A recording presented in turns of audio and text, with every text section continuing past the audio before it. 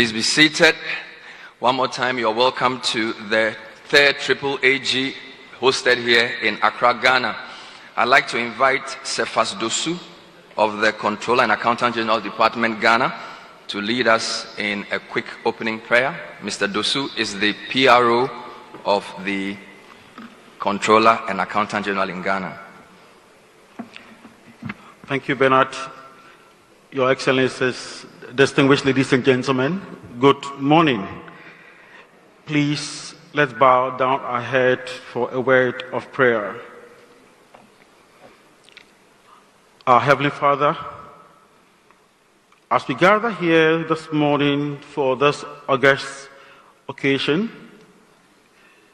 we ask that, Lord, you unite us in purpose. Accountants General happening here at the Gateway to Africa, Accra, Ghana. And we say to all our friends, welcome to Ghana. Put your hands together for yourselves. Your Excellency, we are happy to announce that we have 22 Accountants General from all over the continent. The good news is that makes it 23 with Ghana. The bad news is only 2 of them are going to the World Cup. So we'd like to start off by acknowledging first, only 2 countries will clap, but we don't have a problem with that. We'd like to start off by acknowledging the Deputy Minister of Finance, Honorable Thomas Nyakwampim, representing the Minister of Finance. Let's acknowledge him with a round of applause. The Controller and Accountant General of Ghana, Mr. Kwesi Ajay, is also here with us. We're very privileged to have the board chairman or the chairman of the AAAG, Dr. Shamseldeen Ogunjimi. He's the executive chairman. Mr. President, we have 22 accountants general. From West Africa, we have the Nigerian accountant general here with us. Let's acknowledge him with a round of applause. They will be cheering for Ghana in US, Mexico, and Canada. We also have from West Africa the Accountant General for the Gambia. Can he rise for acknowledgement? She rise, thank you. We also have the Accountant General for Liberia here with us. Thank you, sir. The Accountant General for Cote d'Ivoire is also here with us. We also privileged to have the Accountant General for Sierra Leone, and the Republic of Chad, still in West Africa. From Southern Africa, we're privileged to have the the Accountant General from South Africa. We also have the Accountant General for Malawi. We have the Accountant General from Eswatini. And the Republic of Namibia. We have Botswana, Zambia, Zimbabwe, Angola, Lesotho,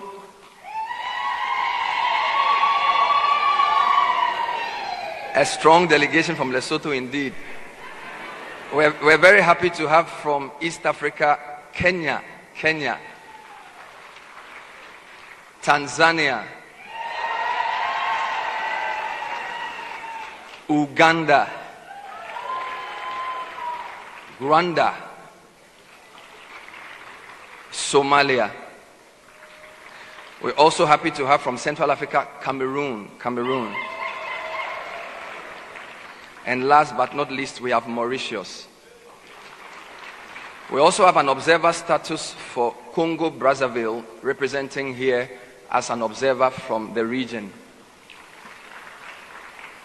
Now, to set us off today, we'd like to bring up stage for opening remarks the Chief Executive Officer of the AAAG. Ladies and gentlemen, please help us welcome for the introductory address, Mr. Frederick Riaga. Oh, once together one more time for Mr. Riaga. Thank you, sir.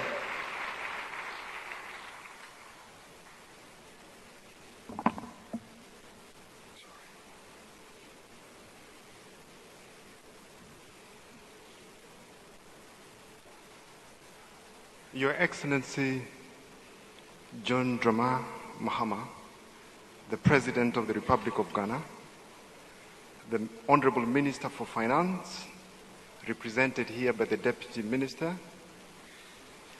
the Honorable Minister of Foreign Affairs, whom we had expected, representative of the Minister for Finance for the Republic of Congo, the honorable members of Parliament present in here, the chairperson, acting chairperson of the Association of Accountants General, Dr.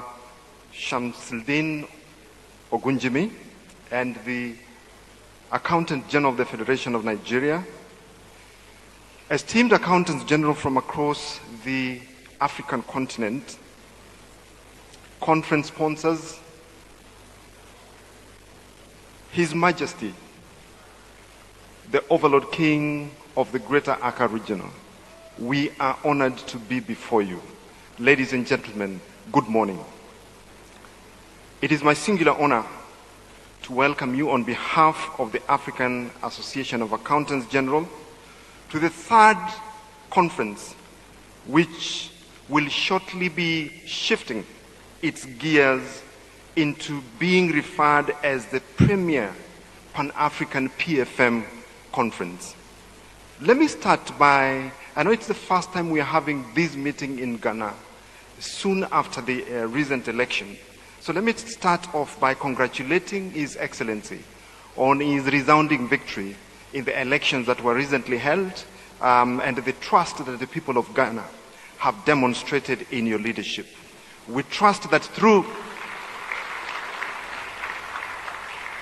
we sincerely trust that through the definitive mandate that you're given, they have placed their trust into your hands to bring about a transformation for the betterment of the people of Ghana and for the collective good of the people of this beautiful country.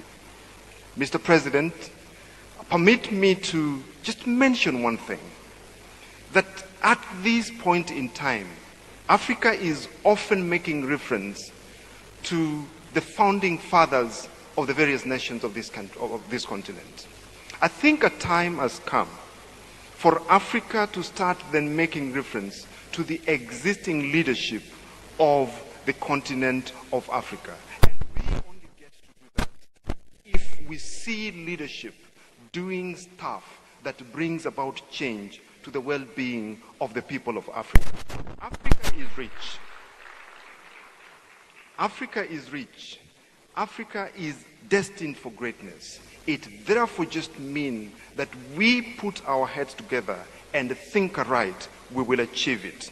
The African tradition,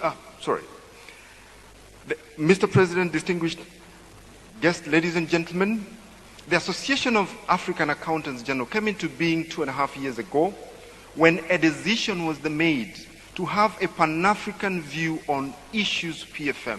And we sincerely thank you, Mr. President, because we are aware that you are destined for the AU Summit, but on account of hearing the substance to be discussed at this conference, you decided to skip the AU Summit to be with us. Ladies and gentlemen, let's acknowledge the President for that.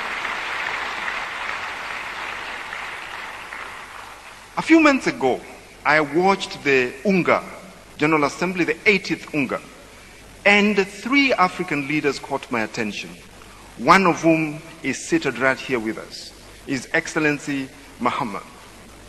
They spoke strongly, and the speech at UNGA should then be brought home, augmented with action. Then we will see Africa of tomorrow being realized today.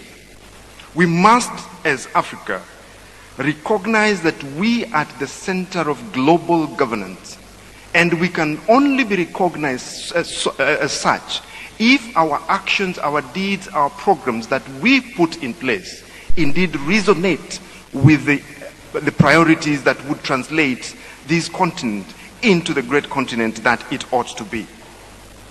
We implore you, as we get into our conference today, which is themed around Africa of tomorrow, what action do we take to ensure that Africa is not just acknowledged as a bystander, as a source of resources that advance other economies, but as the principal architect of global solutions. We have demonstrated that we can do it, but with just the right thinking. That is one specific focus of this conference. Mr. President, ladies and gentlemen, we must think of beyond the resources. We must think of tapping into our natural wealth and thinking into the future. What interventions do we put in place? That is an aspect that this conference will talk about in the course of the next 3 days. Mr. President, we must look at harnessing Africa's demographic divide. Africa is youthful. The most, and a continent with the highest growth rate in terms of population. How do we harness this? It is no longer the case of reporting the demographics of Africa as a youthful continent if we cannot tap into the youthfulness of that population to bring about value. That is an aspect that we would look at discussing at this conference. Mr. President, climate change is real and Africa suffers greatly. The floods, the famine, it's on account of climate change. How do we think through policies that secures the future, the interest of the future generations, even as we explore the current resources for our advancements today? That would be a focus of this conference. Mr. President, permit me to mention that we must leverage historical lessons to drive imperative development. More often it is said we cite colonization as the main reason for which Africa is where it is.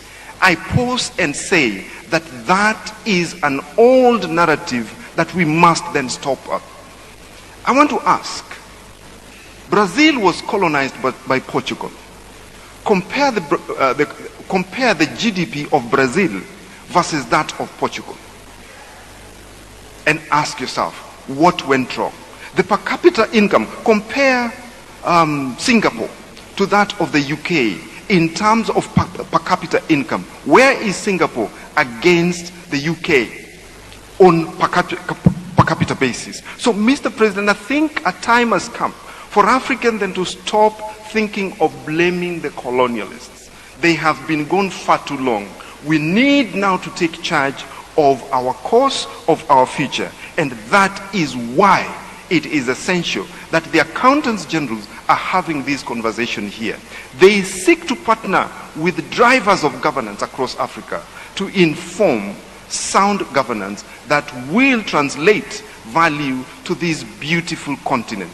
Let us translate the beauty by putting in place development agendas where the people of future generations have a stake in Africa of today.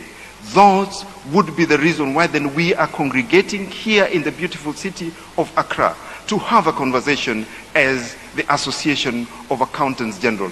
We thank you very much, the various countries that have been mentioned as being present at this conference. We trust that as we run through our conversations today, we will live with the running call to go back to our various capitals and drive the change that would ensure that Africa of tomorrow starts taking shape today in our hands, in our driving spaces. I thank you very much. I think we need to do better for Mr. Riaga.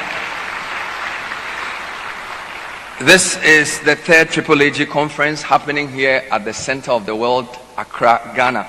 We'd like to acknowledge a few more dignitaries who have joined us today. Thank you very much. And we have in our midst the Auditor General for the Federation of Nigeria. The Auditor General, yeah. We also have the immediate past Accountant General of Nigeria, Dr. Mrs. Sakiat. Then the immediate past chair of the AAAG, Mrs. Mahasi, who is the former AG of the Kingdom of Lesotho. We're also privileged to have addressing us in the keynote for the next round, the celebrated orator, Professor P.L.O. Lumumba. Welcome back to Kwame Nkrumah's Ghana. He is one of your heroes indeed. Put your hands together for Professor Patrick Lloyd Otieno Lumumba. He will be speaking on the theme, Africa at the Crossroads, finding our lane in a world that won't wait. I can't wait for that speech. Before we get there, we'd like to bring up stage in many ways our host, the Controller and Accountant General for Ghana, Mr. Kwesi Adjei, to bring us some welcome remarks. Thank you very much, sir. Please put your hands together for Mr. Kwesi Adjei, the Controller and Accountant General for the Republic of Ghana. Thank you, sir.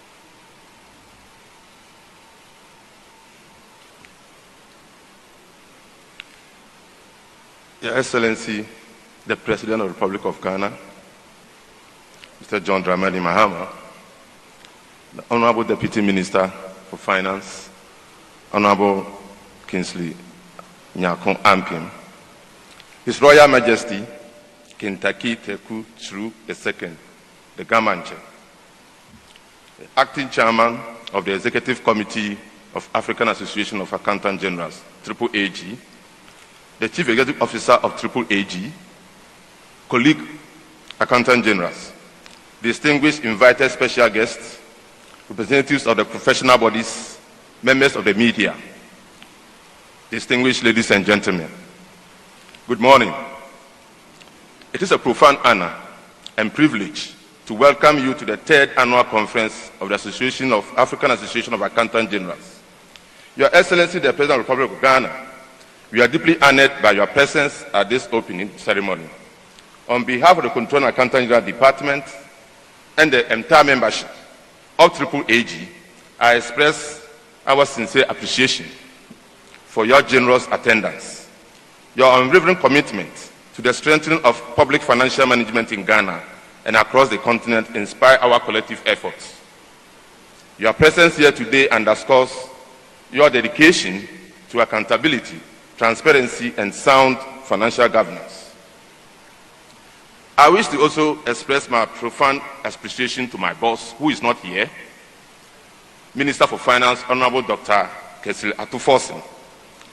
He has been very supportive of the department in advancing public financial management reforms and promoting fiscal accountability. I also want to express our profound gratitude to His Royal Majesty, Gamanche, we are deeply grateful for your distinguished presence, and this reflects the important role of traditional leadership in national development, and we remain sincerely appreciative. I wish to also thank the local organizing committee, AAAG Secretariat, and our partners, particularly sponsors, for their dedication, hard work, and support in making this conference possible. To the media, we extend appreciation for your commitment to ensuring the accurate and timely dissemination of information. To the AAAG Executive Committee and the Chief Executive Officer, I express heartfelt gratitude for selecting Ghana as the host for this year's conference, an honor we value deeply. This gathering marks a milestone, a significant milestone. It brings together accountant generals, policy makers, development partners, civil society organizations, and other key stakeholders to share knowledge, experiences, strategy that strengthen public financial management across Africa. This year's theme, Africa for Tomorrow, positioning public financial management for economic prosperity, is both timely and forward-looking. It challenges us to address today's reality whilst preparing for opportunities of tomorrow. By embracing innovation, artificial intelligence, digitalization, and strong fiscal governance, we can build a foundation for sustainable economic transformation across Africa. Colleagues, the call for robust financial management reflects the heightened expectation for transparency, accountability, and effective resource mobilization. As leaders in public finance, we must demonstrate exemplary stewardship and ensure that systems are in place to drive economic prosperity for all citizens. Ghana has enacted several laws to strengthen its PFM framework, and these include the Public Financial Management Act, the Public Financial Management Regulations, the Public Procurement Act, and the Internal Agency Act. Together, these enactments provide comprehensive legal architecture for effective public financial management. A major milestone in our reforms has been the implementation of Ghana Integrated Financial Management System, GIFMIS, which has significantly enhanced the quality and timeliness of financial reporting. However, challenges remain. Some covered entities continue to process transactions outside the GIFMIS platform, using manual checks and bank letters, bypassing the established controls. While these methods may allow immediate access to funds, they compromise the integrity and transparency of our public financial management system. The non-usage of GIFMIS impairs the generation of timely financial reports, limits real-time financial information for decision-making, hinders effective cash management, reduces traceability, and increases the risks of financial irregularities. It heightens the risks associated with manual processes. To prepare national accounts, the department spends additional public funds to conduct financial data collection and validation. The validated data are then manually uploaded into GIFMIS before periodic national accounts are prepared. This process is costly, time-consuming, and exposes staff deployed to operational risks. In response, and in collaboration with the Bank of Ghana and the Ghana Interbank Payment and Settlement Systems, GIPS, the department will roll out economic funds transfer system to all commercial banks by the end of the first quarter of 2026. This will result in a complete withdrawal of manual checks and ensure that all payments are processed through GIFMIS. The adoption of International Public Sector Accounting Standards, IPSAS, has also enhanced financial disclosure, strengthened accountability, and improved public confidence in government reporting. IPSAS implementation continues to improve quality, consistency, and comparability of financial information produced by the department. Here in Ghana, reforms in digitization, expenditure control, enhanced cash management has improved fiscal discipline and strengthened trust in public institutions. Yet we recognize that Africa's challenges are shared, and so must be our solutions. This conference provides a platform to exchange ideas, learn from best practices, and forge collaborative strategies to enhance financial governance across the continent. As public sector accountants, we face increasing expectations, both domestically and internationally. This reinforces our responsibility to improve the management of public finance effectively as we work toward economic prosperity across the continent. Our collective success requires cooperation, innovation, and shared commitment. This conference is more than an event. It is a call to action. As we deliberate, let us envision an Africa where public resources are safeguarded and directed towards national priorities, where technology is leveraged to strengthen financial governance, where institutions are empowered to build trust and accountability, and where cross-border collaboration becomes the norm rather than the exception. This is the Africa of tomorrow, in which public financial management evolves from a back-office location to a strategic driver of economic prosperity. Your Excellency, thank you for your attention. Distinguished colleagues, ladies and gentlemen, it is a pleasure once again to welcome you to Ghana, the land of great hospitality, culture, and resilience. May our deliberation be fruitful, our partnership strengthened, and our shared vision for Africa's economic transformation realized. Akwaba, bienvenue, karibu, welcome. Thank you very much.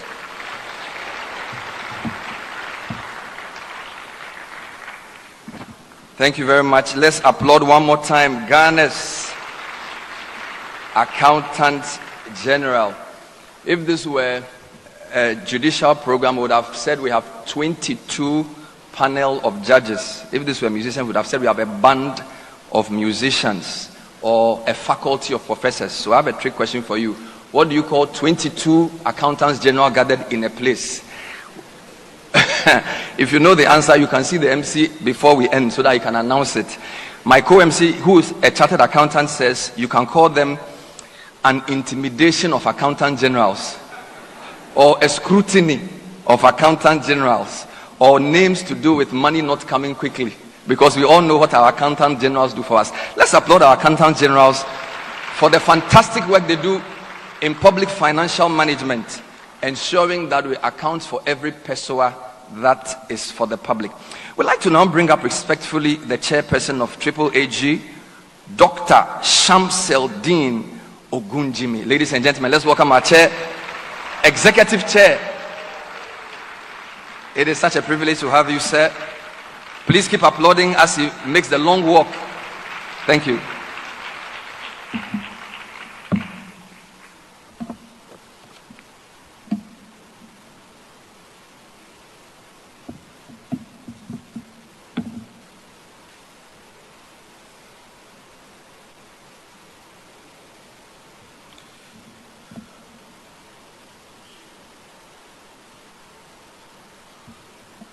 Your Excellency, the President of the Republic of Ghana, President John Dramani Mahama, the Honorable Deputy Finance Minister, the Honorable Ministers, Cabinet members, members of Parliament, high-ranking government officials here present, members of the Diplomatic Corps, Mr. Kwazi Aye, Controller and Accountant General of Ghana, His Royal Majesty Ne Taki Teti Shurulu II, the Overlord of the Great Accra,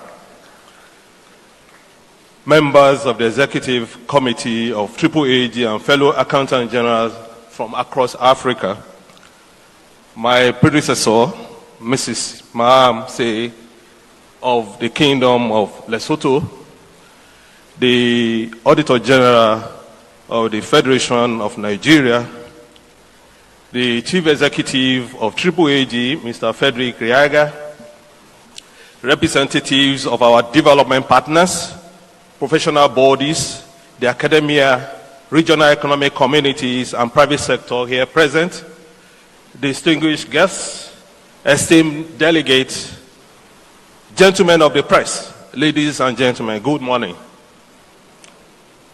It is a profound honor to stand before you here in Accra, the vibrant and welcoming capital of Ghana, as we gather for the third annual conference of African Association of Accountants General. On behalf of the AAAG Executive Committee, I extend our deepest appreciation to Your Excellency, the President of the Republic of Ghana, to the government and to the people of Ghana, first for hosting us in this vibrant city of Accra, and secondly, for the warm hospitality and gracious welcome extended to delegates across our continent of Africa. Your Excellency, we are especially grateful for your presence this morning. It is more than a courtesy, it is a powerful affirmation of your commitment to sound public financial management as a cornerstone of good governance and sustainable development. Your leadership reminds us that accountability, transparency, and fiscal discipline are not mere administrative ideals, but essential drivers of Africa's progress and shared prosperity. Accountability should not be seen as a burden, but rather as a catalyst for trust, stability, and economic growth. This year's conference brings us together under a powerful and timely theme, Africa of Tomorrow, positioning public financial management for economic prosperity. This theme invites us to pause and reflect and think differently about our work and its purpose. It challenges us to look beyond forms, ledgers, and compliance, and to reimagine public financial management not mere as a mechanism of control, but as a transformative force capable of driving sustainable growth and inclusive development. It is through sound public financial management which defines how public resources are sourced, allocated, expended, and tracked and reported, that we turn national budget into classrooms, hospitals, roads, and improve livelihood. A strong PFM system must build public trust, promote macroeconomic stability, and attract investment and development financing, among others. Your Excellency, distinguished guests, ladies and gentlemen, Africa is a continent of immense promise, young, resource-rich, and full of talent. Yet, we face physical pressures, global uncertainty, rising demand for public goods and services, urbanization occasioned by rapid population growth, and full wrath of climate change and conflict. As we gather today, we should be brave enough to recognize that today's challenges are tests of our courage and commitment to drive African growth through a reformed, resilient, future-ready, and robust public financial management ecosystem. Today, Africa stands at the defining crossroad. We cling to the system of yesterday, slow, fragmented, and ill-equipped for the challenges of our time. Or we can dare to transform, to innovate, and to build future where technology, transparency, and bold leadership turn every challenge into opportunity. The African Association of Accountants General is not just an institution. It is the heartbeat of this transformation. The call to rethink how Africa manages its resources and the spark that can ignite a legacy of prosperity, resilience, and justice for generations to come. The question is not whether change is possible. It is whether we can courage to seize the opportunity. Fellow public servants, hear me clearly. The Accountant General of today is no longer just a record keeper. We are strategists. We are fiscal advisors. We are stewards of integrity. We are leaders. Our work is not simply to balance the books. It is to balance the needs of today with the dream of tomorrow. Every cedi, shilling, franc, naira, or dollar in our hands must serve one purpose, which is the prosperity of our people, because our work has a great impact on millions of lives. Africa is hungry and angry for a system that transforms budgets into classrooms for our children, hospitals for our citizens, roads that connect communities, and opportunities that lift every life. Public financial management is not about numbers. It is about people. It is about turning discipline into progress, audits into action, account into opportunity. This is the Africa we must build, bold, inclusive, and prosperous. Together, the Africa of tomorrow starts with the decisions that we make today, since it will not emerge by chance or by accident, but rather by deliberate choices which we must make. A choice of innovation over stagnation, collaboration over isolation, accountability over complacency, and courage over caution. Your Excellency, distinguished guests, ladies and gentlemen, as we convey, we must recognize the foundation of the African of tomorrow will not be built on paper. It will be anchored on data, technology, and innovation, and guided by a steadfast commitment to transparency, accountability, and efficiency in every operation. To realize this vision, governments across Africa must equip their institutions and public servants with the right digital skills and technological tools. Only then can commitments, decisions, and plans be translated into tangible actions that benefit our people and drive inclusive and sustainable growth. We stand at the dawn of a new era, an era defined not by paperwork and bureaucracy, but by data, technology, and intelligence. To build the Africa of tomorrow, we must boldly embrace digital tools, automation, and artificial intelligence as the engines that transform governance across continents.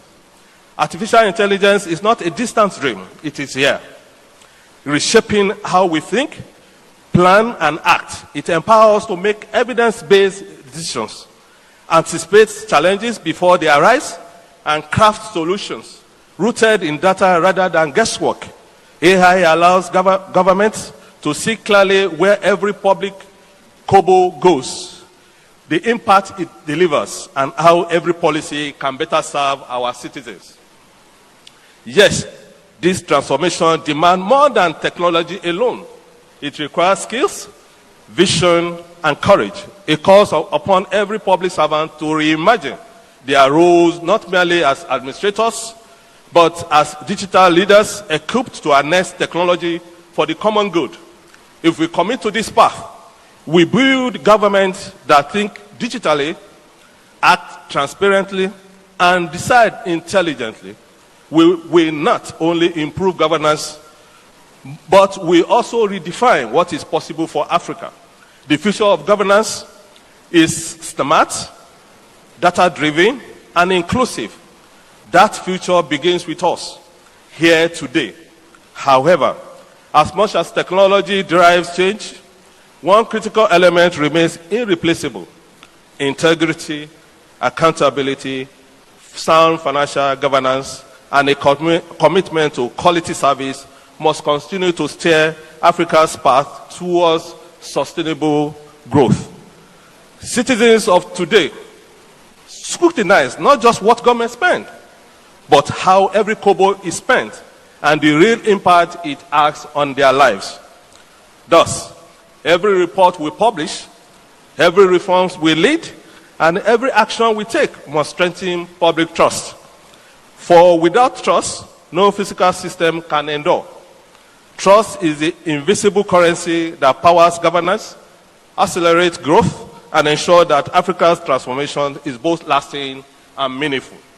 Your Excellency, distinguished ladies and gentlemen, no country can achieve long-term change and sustainability alone. This conference embodies the very spirit of Agenda 2063. The Sustainable Development Goals and the shared dream of an economically resilient and self-reliant Africa. And it reflects very reason why AAAG exists: to connect us, to facilitate peer learning, to build capacity, and champion ethics, transparency, and professionalism, promote digital modernization among member states, and to raise the bar of what we can achieve together. Over the next 3 days, we will explore a diverse set of topics ranging from public finance, debt management, illicit financial flows, PPP financing, green budgeting, and fiscal transparency. These aren't just technical topics. They are reflection on the Africa we want. One where every dollar earned in Africa works for Africa and advances Africa's growth and prosperity. So, as we begin this conference, let us treat it not as another meeting, but as a turning point. Let's make a promise that every public accountant shall be a champion of integrity, transparency, and accountability. Every treasury system shall be powered by technology to enhance transparency and accountability. Every government decision shall be guided by the desire to deliver public value and build trust. Every accountant general shall be at the center of government decisions, providing necessary data to guide the future relevant decisions. If we can do that, we will not only position PFM for prosperity, but also build a legacy that outlives us. To summarize, therefore, our public reform must anchor on 5 core pillars. First, strengthening fiscal transparency and accountability. Second, ensuring PFM resilience to shock, enhancing capacity building and professionalism, deepening digital transformation, and lastly, improving domestic revenue mobilization. In conclusion, we extend our deepest gratitude once again to the government and people of Ghana for the warm reception and expected generosity.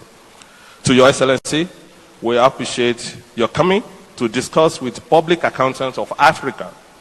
To the Controller and Accountant General of the Republic of Ghana, on behalf of the Executive Committee, We thank you for your partnership and steadfast support in making this conference possible. And to our conference delegates, we are grateful for your unwavering dedication to Africa's future and prosperity, a fact defined by your decision to attend this conference. May this conference spark bold ideas, strengthen our collaboration, and renew our commitment to build the Africa of tomorrow.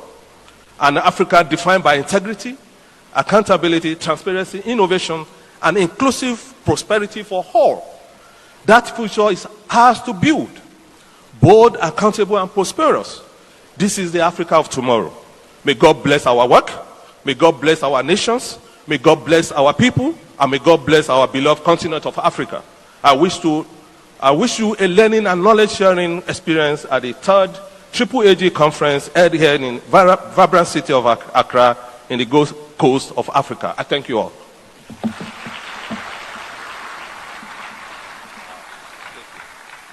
Oh, come on, please. You can do better for the venerable Dr. Shamseldin, who, by the way, is also the Accountant General for the Federal Republic of Nigeria. He's the Oga Kwata Kwata of the association.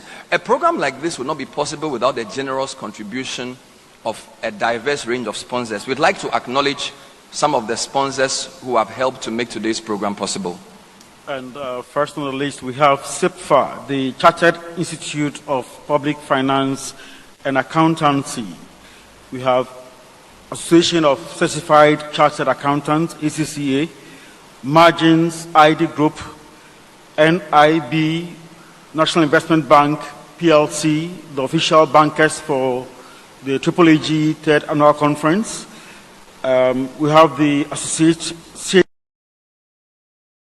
Fraud Examiners, South Africa Chapter, Bayport, Your Future Now. Then Caseware, PwC, Zanaco, Kenya Airways, Rwanda Airways, and South Africa Airways. A round of applause for them.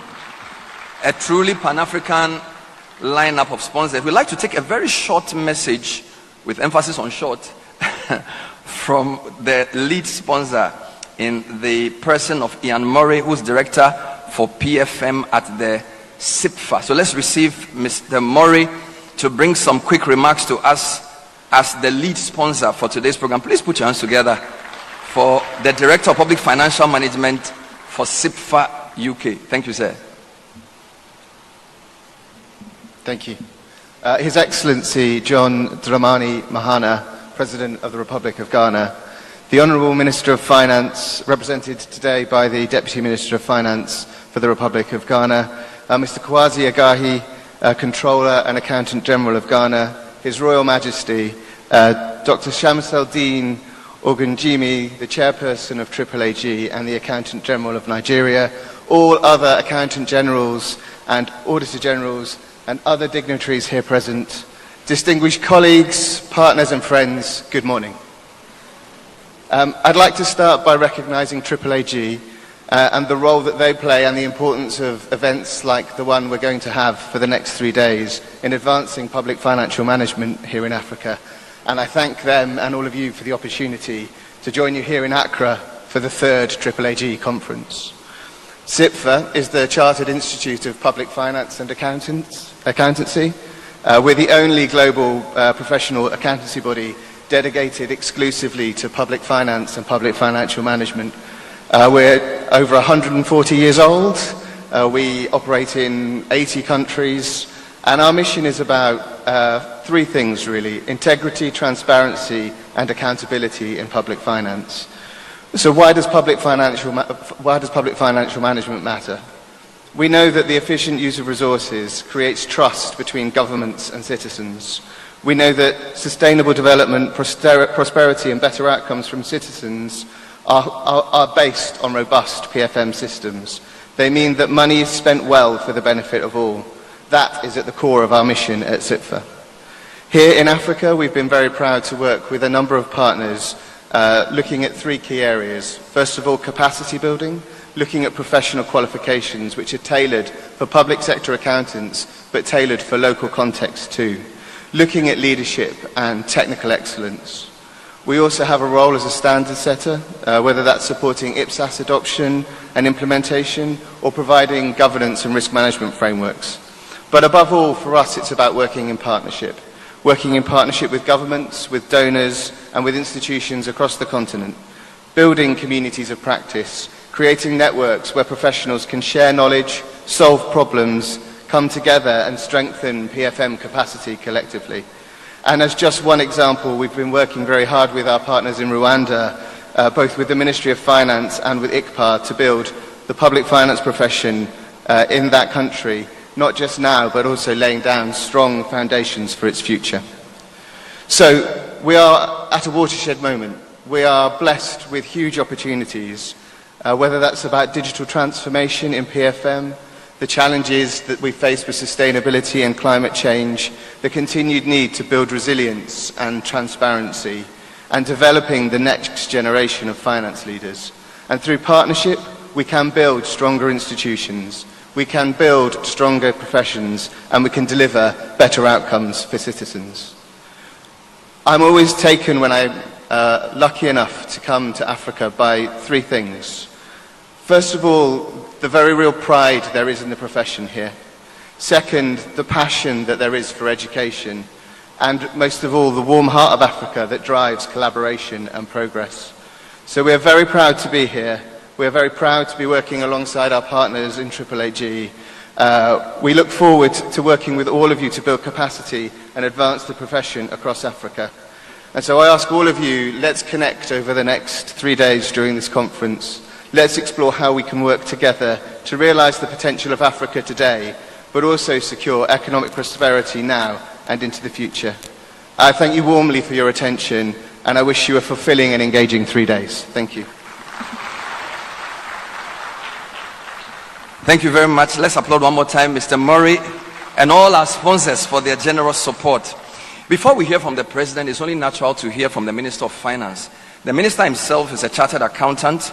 He read the budget a few days ago, and we are still reeling from some of the things in there.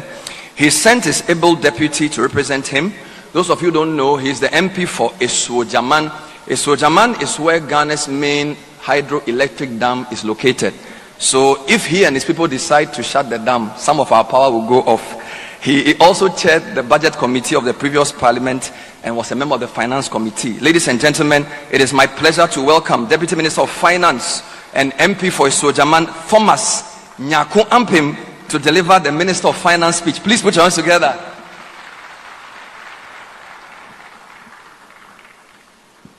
Thank you, Your Excellency President Mahama, King Takiteiko, the Ga Manche, the famous Professor Lumumba, the acting chair of the Executive Committee of AAAG, conference hosts, the Controller and Accountant General for Ghana and other African countries here present, distinguished guests, ladies and gentlemen. It is an honor to address you on behalf of Ghana's Finance Minister, Dr. Kasil Atoforsen, for the 3rd annual conference of the African Association of Accountants General. Our theme, Africa Tomorrow, positioning public financial management for economic prosperity, could not be more urgent. Across Africa, public finance systems are under intense pressure, yet they remain the backbone of economic transformation. This gathering represents not only a convergence of expertise, but also a critical platform to shape the future of public financial management in Africa.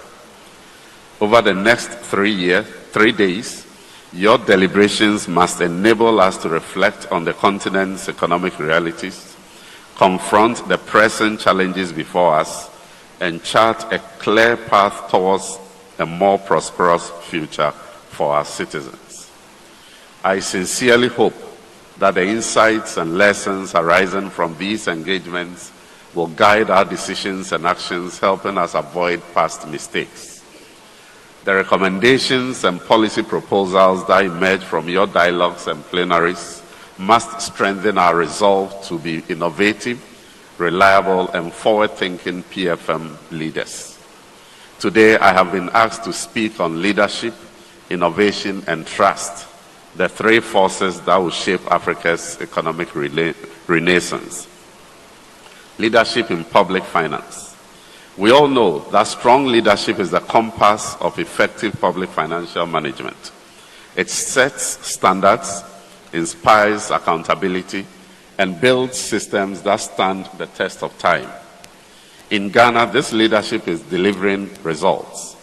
Over the last 10 months, Ghana has embarked on significant reforms to the PFM system. These include the reforms that introduces new and robust fiscal rules, strengthening of fiscal institutions, numerical threshold on debt levels, and amendments that link procurements to budget processes to prevent arrears accumulation. The results have been seen in remarkable turnaround in Ghana's public finances. Macroeconomic stability is strongly returning. Market sentiments have significantly improved. Credit ratings have been upgraded. These gains reflect the bold, disciplined, and integrity-driven economic governance agenda championed by His Excellency President John Dramani Mahama. Under his leadership, we have stayed focused on deepening PFM reforms. Just last week, he made a statement that has sent shivers down the spine of all his appointees. And he says to us, woe betide any of you who bring scandal to my government. And so if you meet any appointee, what we say is that, hey, let me be sure that I'm not the first to bring scandal to President Mahama's government. This is putting us on our toes. It is important that public officers are constantly reminded of what they must do and must not do. And so, President Mahama, thank you for providing that leadership. It has been 10 months of no scandal. Hopefully we'll end the first year with no scandal, second year, third year, and the administration will end without a scandal. Innovation as a catalyst. Innovation is no longer optional. It is the heartbeat of 21st century public finance. In Ghana, we have embraced digital solutions to improve the entire PFM cycle, from budget formulation to execution, monitoring, and auditing. The GIFMIS has modernized our financial processes even with its challenges by enabling real-time monitoring and reporting of public transactions. This has enhanced efficiency and significantly reduced risks of mismanagement and corruption. Digitalization has also strengthened citizens' engagement, ensuring greater transparency and building trust in our public institutions. By fully harnessing innovation, we position ourselves to better anticipate and respond to the challenges of the future. Innovation is proving to be our most reliable shield against inefficiency and corruption, and building trust in institutions. Ladies and gentlemen, trust remains the bedrock of effective governance. No economic system can thrive without trust. Trust drives compliance, enhances participation, and strengthens social cohesion. When citizens trust their institutions, they engage more constructively with them. Yet, trust is not automatic. It must be earned. In Ghana, we recognize the corrosive impact of corruption on public trust and macroeconomic stability. So under the President's leadership, comprehensive anti-corruption measures have been introduced. As announced in the 2026 budget, we are establishing a value for money office to strengthen public procurement processes. Combined with proactive audits and stronger oversight, these measures reflect our unwavering commitment to integrity and accountability. These reforms are not merely corrective, they are foundational. They represent our determination to build institutions that inspire confidence and safeguard the public interest. As we embrace this year's theme, let us commit to a shared vision of a prosperous and resilient Africa. Together, we can build financial management systems that are efficient, equitable, transparent, and anchored in sound governance. By advancing policies that stimulate investment, drive innovation, and reinforce public trust, we will lay the groundwork for sustainable economic growth. Let us learn from each other's experiences and leverage our collective knowledge to move the continent forward. Distinguished ladies, as I conclude, I encourage us all to collaborate, innovate, and reinforce the trust that is essential for Africa's economic renaissance. Together, we possess the capacity to transform public financial management and position it as a cornerstone for the continent's economic prosperity. Thank you, and may God bless us all. Thank you very much, Deputy Minister of Finance, for your speech. We'd like to acknowledge the presence of the head of the Civil Service, Dr. Ivan Sagredako, who's joined us. Please rise. Thank you. Before the President speaks, we'd like to bring up a spoken word performer to speak to us about the future of PFM in the future we want. So Michael Ofei Boahen is a spoken word performer and is going to give us a few words to think about ahead of the President's remarks. Let's welcome him with a round of applause.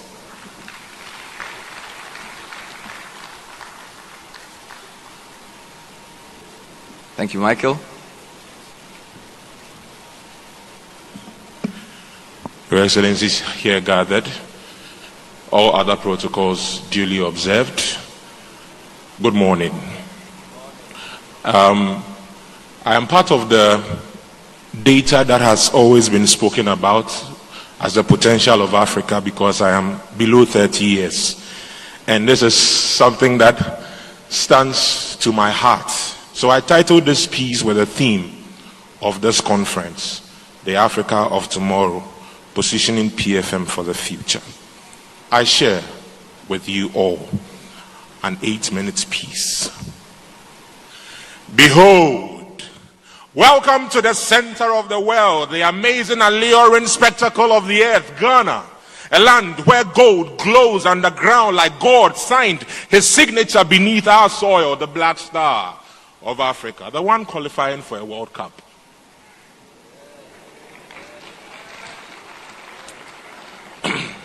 Blessed with cocoa, sweet enough to bribe your sadness to smiling, rich with tourist deposits that make cameras confess their addictions.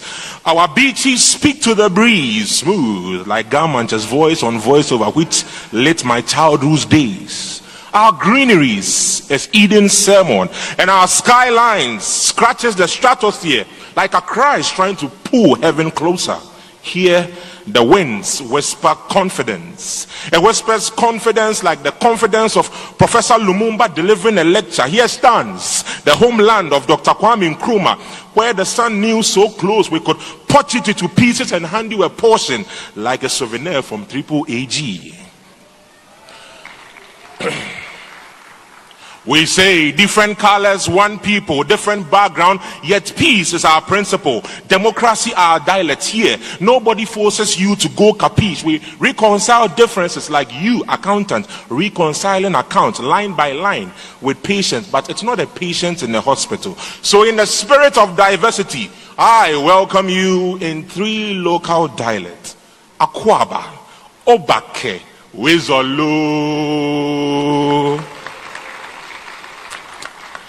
Welcome, you who wield the charge of the public purse, the silent hemoglobin of the nation's bloodstream, gatekeepers of government's glucose, unsung heroes whose payment receipts become the receipts of national development. Your signatures are not just ink on paper, they are lifelines. They lead to mayhems or marvels. I can tell you for a fact you are the anti-spyware shielding development from malware. Without you, the books don't balance.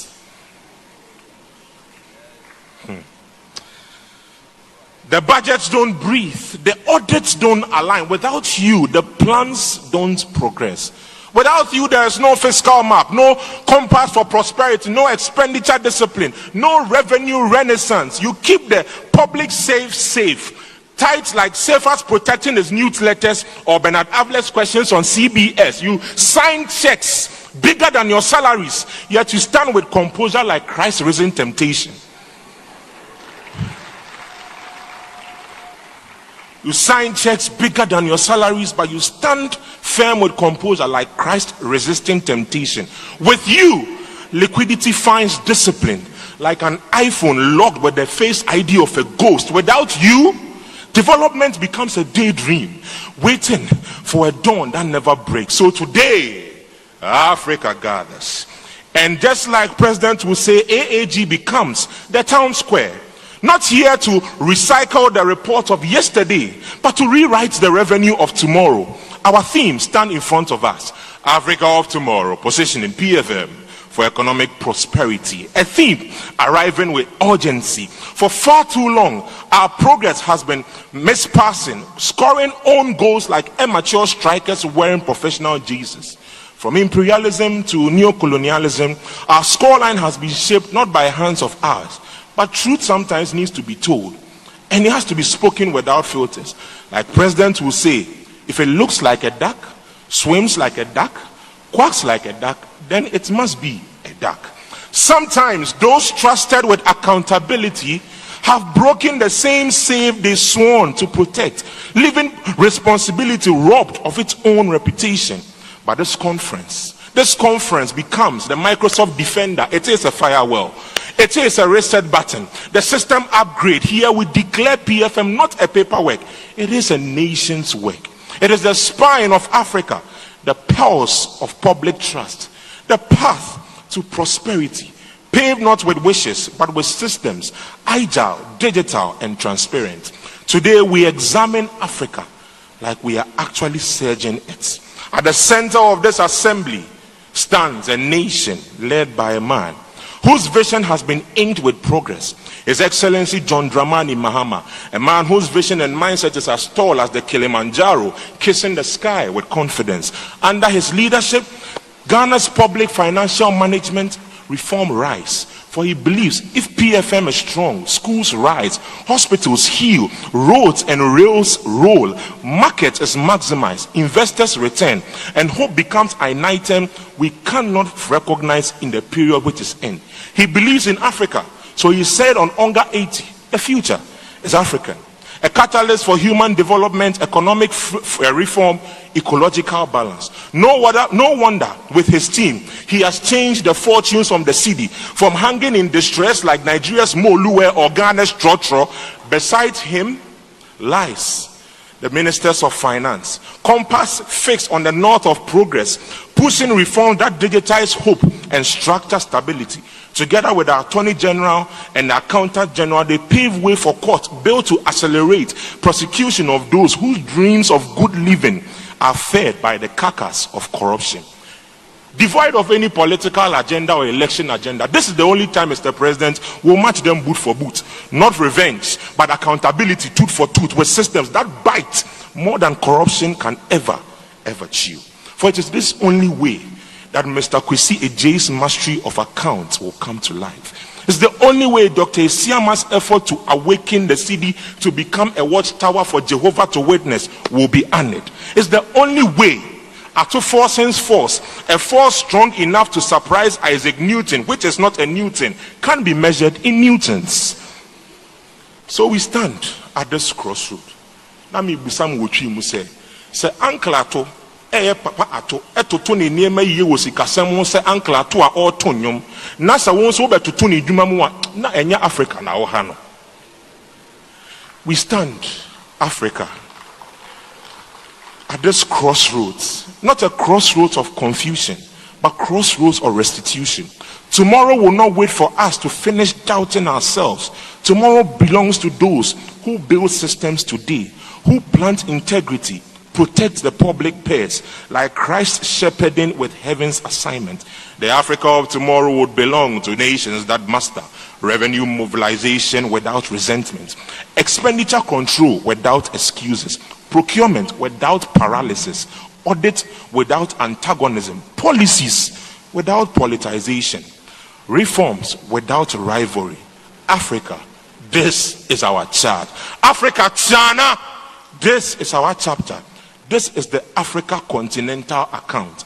we must balance this account together for Mother Africa. But I say to you, the future is exciting. Ready? Thank you.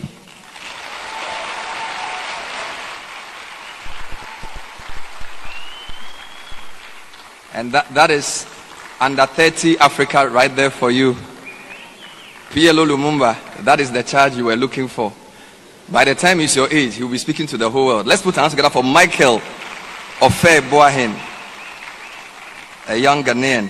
Before we bring up His Excellency, an urgent announcement. Mr. Babalola of the NEPZA Nigeria group, you are urgently needed outside to attend to an emergency. Mr. Babalola, you are urgently needed outside to attend to an emergency.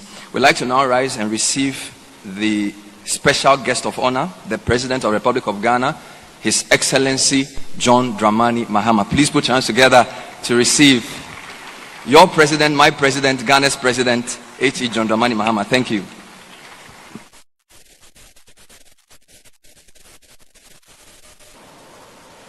Thank you very much. Kindly be seated.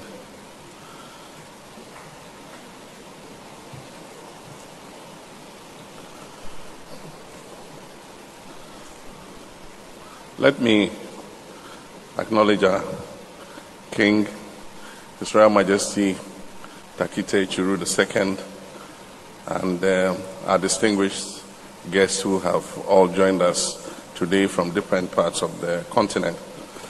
I'll make a few remarks before I delve into my speech. For those of you who know me, that's what I always do. And so the first will be just to flag a few things that I think we should be looking at this conference. You couldn't have chosen a better venue for this conference than Accra, Ghana, because of the experience we have just recently been through. You must have heard that Ghana defaulted on her debt, and the credit rating agencies reduced our credit rating to junk status. We were shut out of the international capital markets completely, and we still are shut out. We can't go onto the international capital markets yet.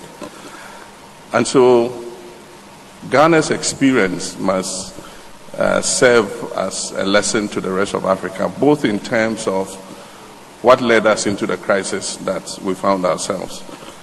High rate of debt accumulation was part of the reason, fiscal indiscipline and all that. We must also look at the turnaround story, that in 10 months we have restored fiscal discipline, we have tightened our public financial management legislation, and we also have put a ceiling on how much debt can be accumulated. I think by 2030, the Minister of Finance cannot exceed 45% of GDP. We have amended the Public Procurement Act. We have also made it compulsory for every sector and every state-owned enterprise to request for a commencement before they commit government to any expenditure. We had one ministry whose budget was 1.9 billion cedis. They ended up, without permission from the Ministry of Finance, spending 9 billion cedis instead of 1.9 billion cedis. And so the debts just kept accumulating. Ministers could commit government, without recourse to the Ministry of Finance. All that has changed. And so it's brought more discipline into the system. And I'm sure that the Ghanaian participants will be very willing to discuss their experiences. Aside from that, we also are amending the Public Procurement Act in order to reduce the amount of sole sourcing that is done. Procurement is one of the biggest sources of leakages in public financial management. Inflated prices, the private sector goes and procures something, and government goes and procures the same thing at 10 times the price. And so tightening public procurement is essential for public financial management. Aside from that, we're introducing a value for money audit.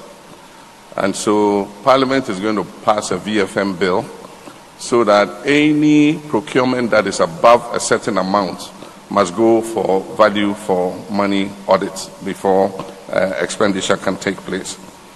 I talked already about legislating debt ceilings so that a finance minister cannot come and, accumulate so much debt on any country. We also must talk about our internal audit systems. In Ghana, we have 2 audit agencies. We have the Internal Audit Agency, and then we have the Auditor General's Department. The Auditor General waits at the end of every year. He audits all state enterprises, and he comes out with either misappropriation of funds or wrongful procurement procedures and all that. But the question I ask myself is, in every department we have an internal auditor. How is it that the internal audit process does not work effectively so that at the end of the year, the Auditor General's Department comes in with a whole list of malfeasance that has taken place in public organizations? And so there is something that we must look at. How do we strengthen internal audits so that we don't at the end of every year have that long litany of misappropriation? And then also, we have the issue of decentralization of Accountant General's departments. We have struggled with this for some years, and I think that the time has come when we take bold action about decentralizing the Accountant General's departments. The Accountant General in Ghana manages the payroll of a nurse in my hometown in Bole. If she reports to work, she doesn't report to work. If she deserts her position, her salary continues to go into her account, because by the time somebody writes a letter to the region sends it to the ministry sends it to the Accountant General, some 3, 4, 5, 6 months have passed. And then every year the Auditor General will flag it and say somebody continued to receive a salary even after they had deserted their post. There's a case of the person who died. I'm sure you heard it in the last Auditor General's report. And the officials of the entity attended his funeral. And yet, after the man died, they attended his funeral. For 36 months, his salary was credited to his account. I mean, that is extreme anyway, but it's an example of what can happen, if we don't decentralize and strengthen the process. And so, teachers work in the districts, nurses work in the districts, and they form the bulk of our payroll. I don't see why we can't have district treasuries where their payments are made from, so that if they are not at post, it's easier to be able to determine that. I know that you have this system of validation, and so every month they have to sign to make sure that people are at post. But who really goes around and goes to every single school in my district to count which teacher is there and which teacher is not there? They just validate automatically, and that's how come sometimes we have ghosts, on the payroll. However you exercise them, they resurrect. And so that's something that we need to look at. We also must look at tax reform. How do we reform our taxes so that it's easier, to understand the tax system and makes it less cumbersome for people to pay? And I think that the Ministry of Finance has started something in that regard. They are simplifying the VAT. They've reduced the VAT from 21.9%. If the effective VAT rate, of course, that includes the COVID levy of 1%, and then the cascading effect of the Get Fund, NHIL, and all the other VAT taxes, because people could not deduct their input credits when they were charged VAT. So all that is changing. Is a bold reform, and I'm hoping that it is not going to lead to less revenue, for national development. But I think that a 20% VAT rate for now, and if everybody pays, we can continue to bring the value-added taxes down.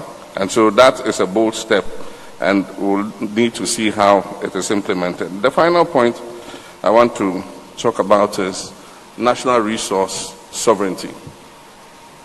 And I'll give the example of gold in Ghana. We had a free-for-all where we had people called gold traders, and they could go into the bushes and buy gold from our small-scale miners. There are several instances And I'll give you one example. When I was president, my vice president went to India, and he was talking about the increasing trade between Ghana and India. And he mentioned Ghana's export items to India, one of which was gold. And he mentioned a certain value of that gold. And then lo and behold, the Indian Minister of Commerce also came to give his speech and also talked about the increasing trade between Ghana and India. But the fly in the ointment was that there was a disparity in how much gold was reported to have been exported from Ghana and how much gold was received in India. And so definitely something was not quite right. It just meant that people were under-declaring the weight and quality of the gold they were taking out. We also found a disparity where a mining company's figures of exported gold was different from the gold received by that, exported by that same mining company to Canada. And so this government took the bold decision to establish the gold board and make it illegal to take any gold out of Ghana with stringent penalties. And you won't believe it, the amount of foreign exchange that we get from the gold trade has suddenly jumped so high. It just shows, what greater control of your natural resources can do. And Africa should not be ashamed of it. I mean, the developed countries say they are tired of giving us ODA. Humanitarian assistance has reduced by 40% across the world. And God blessed us with those natural resources. And we must use those natural resources to improve the lives of our people. And so any country that has natural resources in terms of minerals and all that, we must increase our sovereignty in terms of how those natural resources are either exported or insist on value addition for them. And so these are all issues that affect public financial management, and I think that there will be issues that you will be looking at. But I wish you a very good morning, and it's a privilege for me to join you as the special guest. As was said, I was supposed to be in Angola for the African Union EU Summit. But of course, we have our Vice President, who is a capable woman who is representing Ghana. So Ghana does not have a problem with representation. But I want to commend your profession. When the Accountant Generals were being introduced, I noticed that so many of the accountants